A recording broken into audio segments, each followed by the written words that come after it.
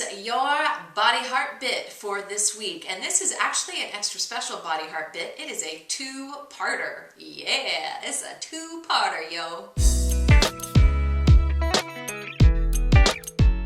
It's Amber from bodyheart.com, and today I want to talk about the funk. I'm not talking about that kind of funk that you get after you go to the gym and you work out for a little bit and you get a little stinky. That's not the funk I'm talking about. I'm talking about that depressed, unmotivated, icky place, that funky place that we all get in different times in our lives. I know you know what I'm talking about because we've all been there. That's part of our journey. You know, it's when we get in that place where we feel like a failure, we feel like a loser, or we feel like we are at rock bottom and we can't get out. That is what I'm talking about. Today, I'm going to give you 3 somewhat easy tips that you can apply right away. If you are in a funk right now, use them. And if you aren't in a funk, put this video away so that you can revisit it or write them down and try them out later. De-Funkify step number 1.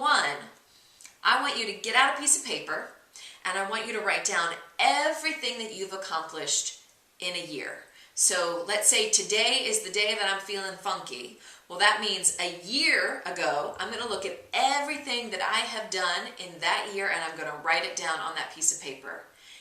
Everything counts. So if you're thinking in your head, oh, that's small, that doesn't count, that counts. If you asked for a raise, if you moved to a different city, if you let go of a friendship, if you started a new friendship, if you ended a relationship, if you got married, if you traveled to Europe for the first time, if you went to a restaurant by yourself, if you went to a movie by yourself, if you took up a new hobby, if you got a pet. I mean, the list goes on and on and on. I want you to write down every single thing that you have accomplished, because it's going to be a lot. And what happens when we get in those places of funk is that we forget everything that we have accomplished. We're usually so focused on what we don't have that we don't pay attention to what we do have, which is part 2 of this step 1.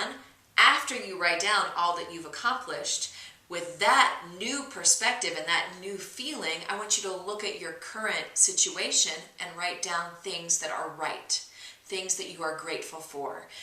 Maybe it's a roof over your head. Maybe it's not the ideal house that you want to live in, but you at least have that roof.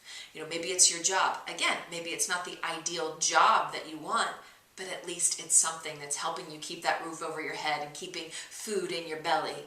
That is what I'm talking about. So that's number 1.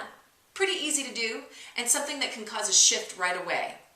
De-Funkify yourself step number 2 is exercise.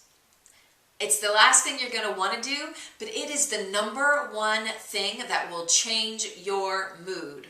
So make it a priority. You know, if it's late at night, put in an exercise video or look up some videos on YouTube. There's tons of them. Actually, I'll link to a video underneath where I give an ab routine, and just do it. It doesn't have to be an extended amount of time. You don't have to do it for a half an hour. You can do it for 10 minutes.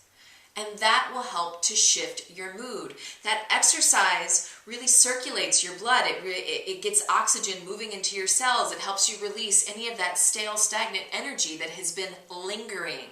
De-Funkify yourself number 3. Ooh, and you're not going to like this one. I'm going to tell you right now. It's the last thing you're going to want to do. But what I want you to do is doll yourself up. Now, guys, that word may not work for you, but take effort in your appearance.